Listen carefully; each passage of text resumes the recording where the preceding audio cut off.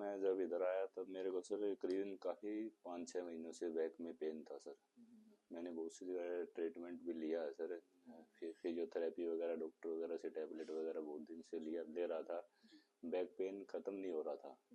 उसके बाद मैंने आपका वीडियो यूट्यूब वगैरह पर देखा, एक दो वीडियो देखा, तो फिर मैंने उधर से मुंबई से मैं आरपीएफ में जॉब करता हूँ, फिर उधर से मैं इधर आया सर। इधर आने के बाद आपसे मिलने के बाद आपने बताया कि आपको थोड़ा जो है इसका जो है बैक का इसमें थोड़ा टेढ़ापन सा हल्का सा वो है आपको।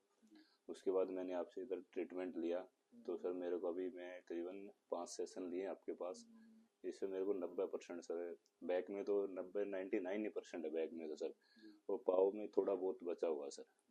और बाकी मैं इसलिए बहुत मेरे को बहुत